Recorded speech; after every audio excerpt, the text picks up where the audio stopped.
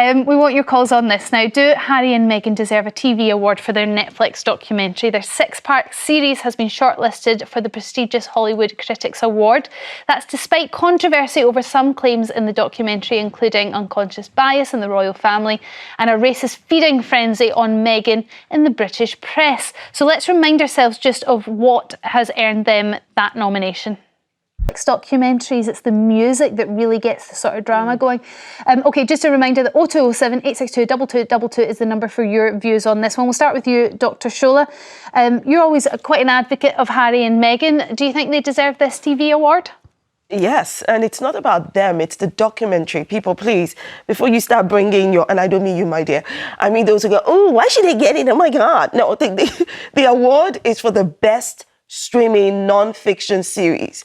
That means that people out there were streaming them. So which documentary got the most streaming? That kind of thing. And if they got the best streaming, then they should get the documentary should get the award. And I think particularly in terms of content, it was a powerful documentary because it wasn't just telling their story, being that it was their first time publicly sharing, giving their own side of the story, but because it set the scene. It gave us the understanding about what was going on with Harry and Meghan, with the backdrop of Brexit, so the political issues going on in Britain, and then the socio-cultural issues around race, racism, and race relations. And of course, the way that the power of the media and how the media enabled and manipulated minds with the kind of information they put out there. In this case, nobody cared about, let's apply caution for fact checking. And nobody clearly from the reactions even cared about Meghan Markle's mental health. But in terms of getting an award, yes, I see no reason why it shouldn't if it is one of the best streaming documentaries on Netflix, and that's the point. Okay, whether but the you award, like them or not. The award isn't necessarily for the most streamed documentary. Yeah, it's for the best documentary. Streaming. And I just wonder, one of the criticisms that the documentary itself faces is that it is a very one-sided story. Well, yeah, but I mean, it's the Critics Award, okay? So I would expect it to be rewarding to an innovative or well-made, technically well-made documentary. It's not just about the fact that they got the two of them to talk to camera and to make sorts of revelations, which, yes, it resulted in it being massively streamed. And I don't think, for me, it was groundbreaking in any sense of as a documentary. I mean, we've got an insight into the royal family that we've never had before. That's quite, but it's still groundbreaking. But I watched the Lewis Capaldi documentary that's also on at the moment, that's on, I think it's also be Netflix.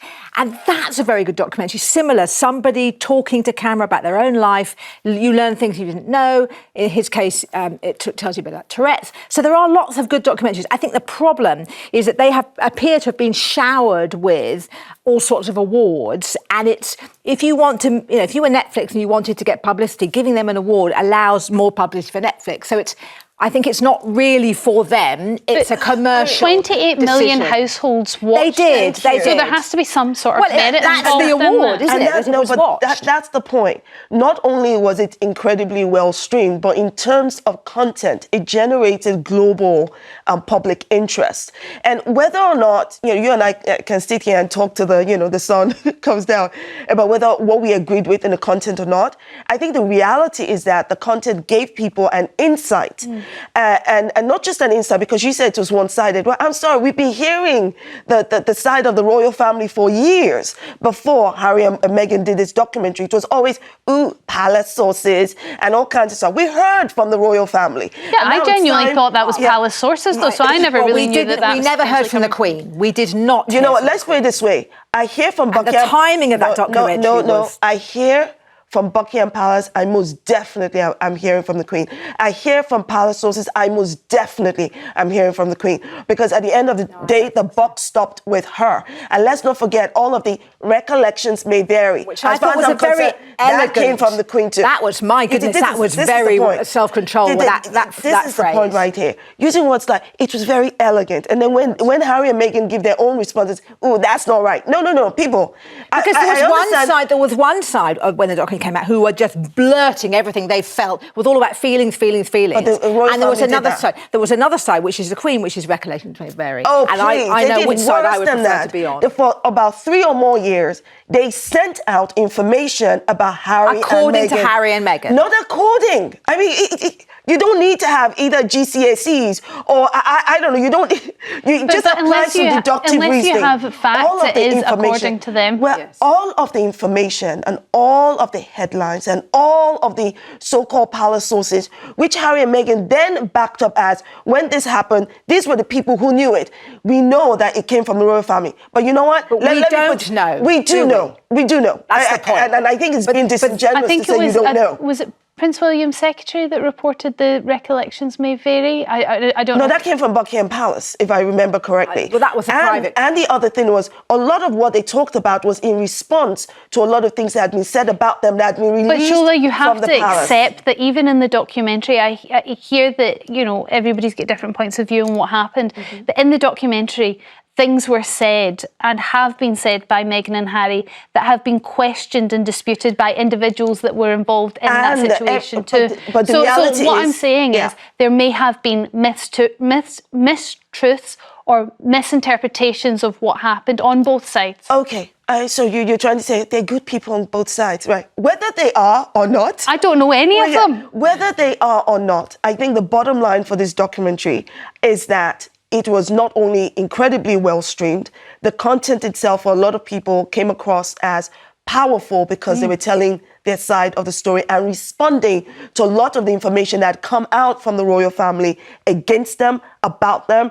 And it was the first time, for instance, them also responding to the reception. But they weren't questioned forensically by anybody, were they? But they were responding to also the reactions from the Oprah interview. And when you say nobody was forensically interviewing them. It wasn't an investigative documentary. Well, thank you. It was not meant to be an investigative documentary. And the royal family has never been forensically interviewed about things that they have released about Harry and Meghan. So I think it should work both ways. And I don't think this was meant to be investigative. It was meant to be them telling... An observation of their story. They also had experts on there to talk about the impact of the environment in terms of Brexit, and the culture in terms of racism. I think all of that spoke strongly. I thoroughly enjoyed the documentary, and I think putting their situation in context and bringing up all these other issues was incredibly compelling.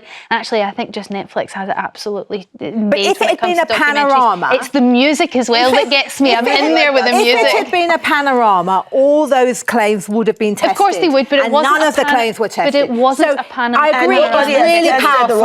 I know it's really powerful, but I also think that it's been quite damaging internationally because for the country, this image of us as a country. Okay, well, you can't. I am not going to blame Harry and Meghan for the impact and choices made by people in the royal family. People what about for their own choices? No, let me finish. I'm not going to blame them for that because this country was already in a cesspit of racism and race relations issue before they showed up. So you're saying that we too are part of this cesspit then? We all are. Well, I take issue with that because you don't know me and you're making an assumption about me. But it's not about the individual, it's about a general... Exactly. I'm talking about collective responsibility and I'm also talking about individual responsibility.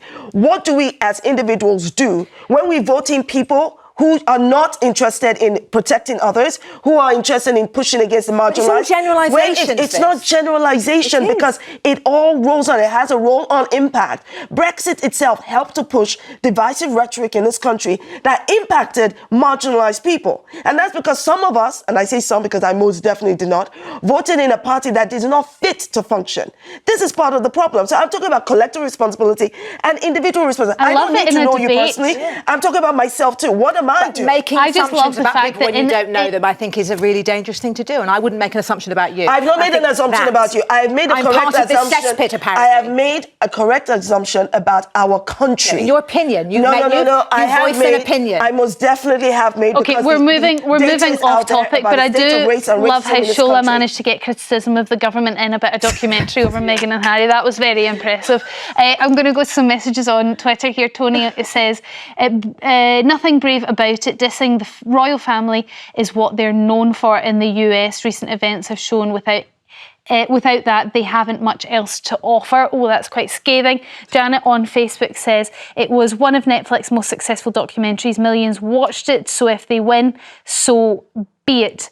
Yes, it's interesting that just because something is popular, does it necessarily mean that it should win an award? And I say that because people were always going to watch it because of the content, because it was Meghan and Harry, but whether that meant that the actual documentary itself was good, I don't know if that is an... It's a shame we haven't got lined up with. It's a shame we haven't got a documentary filmmaker on it, and I'm just interested in what they would think about it as a professional documentary filmmaker. They would feel that their efforts, perhaps on a less fashionable subject, had been overlooked. Their documentary is controversial, but look at all the other documentaries, like the 1619 Project, which in itself raises questions about exactly how slavery and the history of Black people in America. That one is also seen as very controversial. All of these documentaries, I've not seen the other ones, all of these documentaries have that thing about controversy. And I think that the reality here is streaming plus content plus impact will make a documentary one of the best ones for that period of time. And I think Harry and Meghan qualify. And if they win, just as that Twitter person says, so be it. I'm not going to lose my hair over that. Okay, well, good.